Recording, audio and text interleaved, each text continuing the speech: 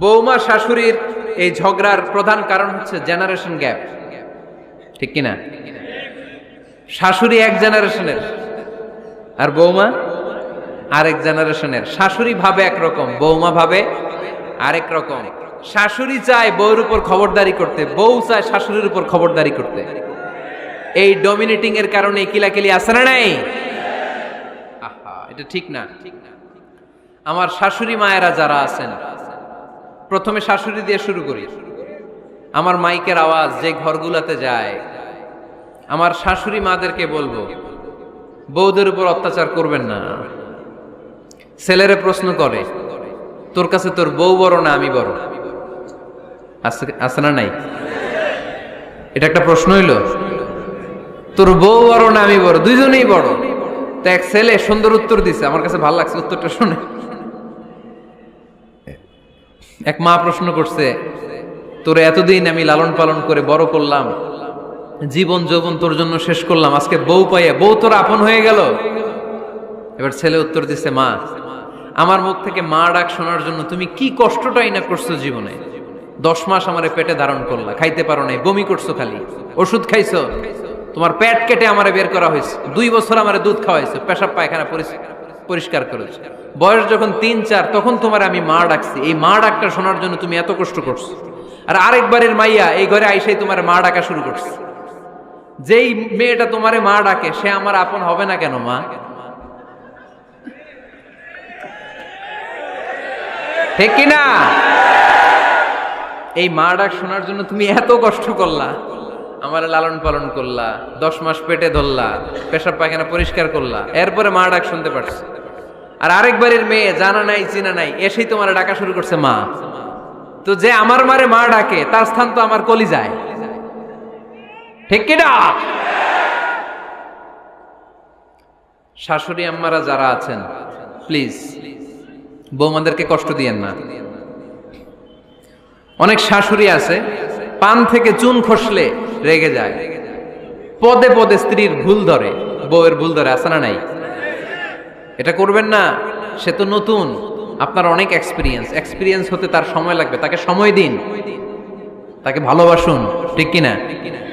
না বুঝে সামান্যতে বৌমারে বদদোয়া দেয়, এরকম আছে না নাই? কিন্তু বুঝতে চায় না, বৌমারে যদি বদদোয়া দেয় তাহলে তার নিজ ছেলের পরিবারের ক্ষতি। পেটে ধরা যে ছেলে, ছেলের পরিবারের কিন্তু ক্ষতি, তার আপন নাতি নাতনিদেরই ক্ষতি। আওয়াজ করে বলেন ঠিক কিনা? বৌমাকে বদদোয়া দিয়েন না। বৌমাকে নিজের মেয়ের মতো দেখবেন। সমাধান আমি দিচ্ছি। কেমন দেখতে হবে?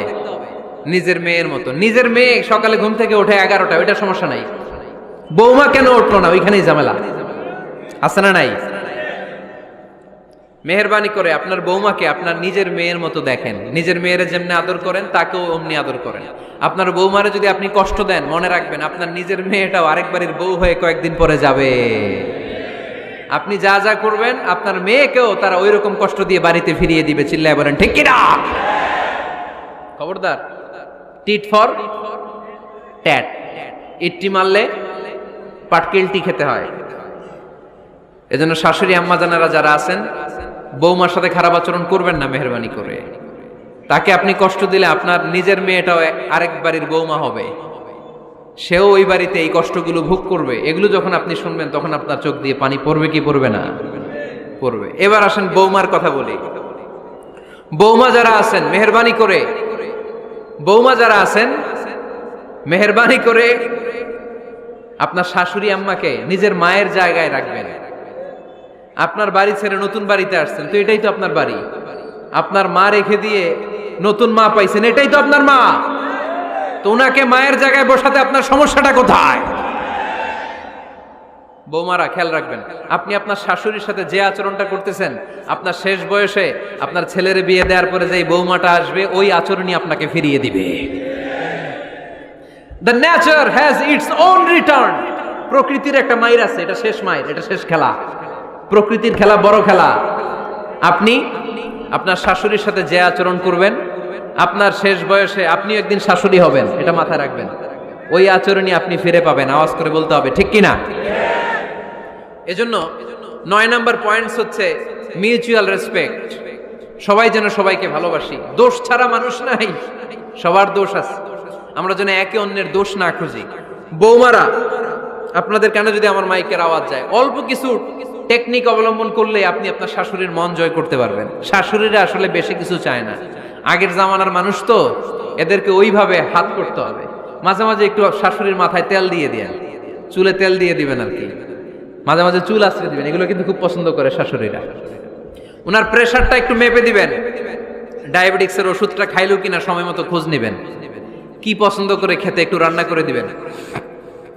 যেই বক্তার ওয়াজ শুনতে পছন্দ করে ওই বক্তার ওয়াজগুলো ডাউনলোড করে শাশুড়ি আম্মাকে দিবেন, ইসলামী বই দিবেন। দেখবেন বয়স্ক নারীরা মাহফিল যেতে খুব পছন্দ করে, ওয়াজ শুনতে খুব পছন্দ করে, নবীদের কাহিনীগুলো শুনতে পছন্দ করে। বসায় বসায় একটু কাহিনীগুলো শোনাবেন। বাইরে বেরোলে জিজ্ঞেস করেন, আম্মা আপনার কিছু লাগবে কিনা। আর একটা টিপস আছে, চুল যখন আশ্রাবেন আর শাশুড়ির মাথায় যখন তেল দিয়ে দিবেন, তখন অতীতের কথা জিজ্ঞেস করেন, দেখবেন অতীতের স্মৃতিতে হারিয়ে গিয়েছে আপনার শাশুড়ি। কি জিজ্ঞেস করবেন জানেন? জিজ্ঞেস করবেন, আম্মা জান, মুক্তিযুদ্ধের সময় আপনার বয়স কত ছিল? ওই সময় মুক্তিযুদ্ধের সময় আপনাদের এলাকায় কি কি হয়েছিল মা? আরেকটা প্রশ্ন করবেন, মা বিয়ের সময় আপনি কেমন ছিলেন? ওই দিন দেখবেন বুড়ি আর বুড়ি নাই, জুয়ান হয়ে গেছে। ওই দিন বলবে, মা আমি অনেক সুন্দরী ছিলাম, আমার মাথায় অনেক চুল ছিল, আজকে নাই। আমগো গ্রামে আমার সাথে সুন্দরী মাইয়া ছিল না। অতীতের স্মৃতিতে, স্মৃতি হাতরাতে হাতরাতে তিনি হারিয়ে যাবেন। জিজ্ঞেস করবেন যে, মা শীতকালে আপনাদের দেশে কি পিঠা বানাতেন আপনি যখন ছোট ছিলেন, আপনার বাপ চাচারা কি করতো? এগুলো জিজ্ঞেস করলে উনি স্মৃতির পাতা হাতরাতে হাতরাতে চোখ দিয়ে দাঁড় দাঁড় করে ওনার পানি ঝরতে শুরু করবে। আপনার জায়গায়, ওনার হৃদয়ের মনি কোঠায় এমন জায়গায় পৌঁছবে, আপনার ছাড়া উনি কিছুই বুঝবে না। বৌমারা, এই অল্প কিছু টিপস অবলম্বন করে আপনারা আপনাদের শাশুড়ির মনকে জয় করতে পারেন। শাশুড়ি বৌমার দ্বন্দ্ব আমরা চাই না, আমরা চাই শাশুড়ি বৌমাকে নিজের মেয়ের মতো জানো, আর বৌমা শাশুড়িকে আপন মায়ের মতো ভালোবাসুক, ঠিক কিনা? এই মিউচুয়াল রেসপেক্টই পারে শাশুড়ি বৌমার দ্বন্দ্বকে দূর করতে, আর ঘরটারে শান্তির টুকরা বানাতে। আওয়াজ করে বলেন ঠিক কিনা? কয়টা গেল? আর আছে কয়টা? দোয়া করবেন একে অপরের জন্য। দোয়া, সাইয়েদনা ইব্রাহিম ফ্যামিলির জন্য দোয়া করতেন, রব্বি জাআলনি মুকিমাস সালাতি ওয়া মিন যুররিয়াতি রব্বানা ওয়া তাকাব্বাল দুআ। ও আল্লাহ, আপনি আমার নামাজ কায়েমকারী বানান, আমার কলিজার টুকরা সন্তান ইসমাইলকেও নামাজ কায়েমকারী বানান, আমার দোয়াটা আপনার দরবারে আপনি কবুল করে নেন। সুবহানাল্লাহ পড়েন। রব্বানা ইন্নী আসকানতু মিন যুররিয়াতি বিওয়াদিন গায়রি যী যারইন ইনদা বাইতিকাল মুহাররাম। ও আল্লাহ, আমার সন্তান সন্ততি, আমার ফ্যামিলিকে ধুধু মরুপ্রান্তর এই উপত্যকার মধ্যে তোমার কাবা ঘরের সামনে রেখে গেলাম, তাদেরকে তুমি নামাজ কায়েমকারী বানিয়ে দিও। গোটা বিশ্বের সব মানুষের অন্তর আমার ফ্যামিলির দিকে আল্লাহ তুমি ঝুঁকিয়ে দিও। ওয়ারযুকহুম মিনাস সামারাত, ফলমূল দিয়ে আল্লাহ তুমি তাদেরকে রিজিকের ব্যবস্থা করে দিও। তার মানে সব নবীরা তাদের পরিবারের সদস্যদের জন্য দোয়া করতেন কি করতেন না? আবার কোরআন আমাদেরকে শিখালো, রব্বানা হাব লানা মিন আজওয়াজিনা ওয়া মিন যুররিয়াতিনা কুররাতা আ'য়ুন ওয়াজআলনা লিল মুত্তাকিনা ইমামা। ও আল্লাহ, এমন নেককার সন্তান, এমন নেককার স্ত্রী আপনি আমাকে দান করেন যাদের দিকে তাকালে আমার চোখ দুইটা ঠান্ডা হয়ে যায়। চক্ষু শীতলকারী স্ত্রী দেন। বিয়ে যাদের হয় নাই, ইয়াং ছেলেরা এই দোয়াটা করবা। বিয়ের জন্য দোয়ার দরকার আছে না নাই? প্রতিদিন এই দোয়া করবা, আল্লাহ এমন স্ত্রী দেন, এমন জীবন সঙ্গিনী আপনি আমাকে দেন, এমন লাইফ পার্টনার দেন যার দিকে তাকালে আমার চোখ জুড়িয়ে যায়। এমন সন্তান আল্লাহ আপনি আমার ফ্যামিলিতে দেন যাদের দিকে তাকালে আমার চোখ দুইটা ঠান্ডা হয়ে যায়। নেককার সন্তান, নেককার স্ত্রী আল্লাহর কাছে দোয়া করে চেয়ে নিতে হয়। তাহলে ফ্যামিলি মেম্বার একে অপরের জন্য দোয়ার দরকার আছে না নাই?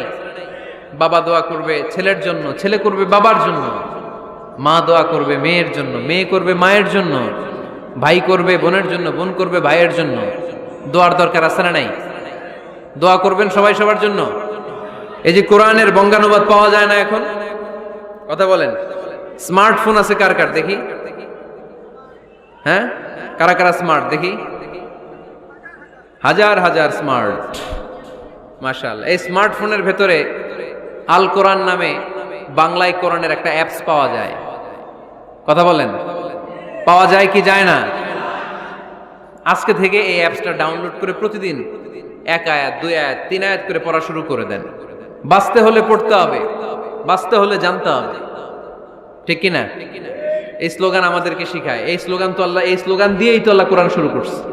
ইকরা বিসমি রাব্বিকাল্লাযী খালাক। বাঁচতে হলে জানতে হবে, বাঁচতে হলে পড়তে হবে, পড়ার কোনো বিকল্প নাই। আওয়াজ করে বলেন ঠিক কি না? সুজানগরের রায়েরা, মোবাইলের অ্যাপসের ভিতরে আমরা কোরআন রাখতে রাজি আছি তো সবাই? হাদিসের অ্যাপস ডাউনলোড করতে রাজি আছি তো? বাস রাজি আছি, ডাউনলোড করে রাইখা দেবো, আর কেউ পড়বো না নাকি? হ্যাঁ, প্রতিদিন একটা আয়াত হলেও যেন আমরা পড়ি। আল্লাহ যা বলা দরকার সব বলে দিয়ে গেছে, নতুন করে আর কিছু বলবে না। আমরা যেন পড়াশোনা করি, আমরা যেন একটা পাঠাগার বানাই। আবারও কখনো আসার সুযোগ হইলে আমি জিজ্ঞেস করবো, যদি আমার মনে থাকে যে আপনাদের পাঠাগার আছে কার কার ঘরে, সেদিন সবার হাত তুলতে হবে। এমনি পারা যাবে তো? আল্লাহ তুমি তৌফিক দাও।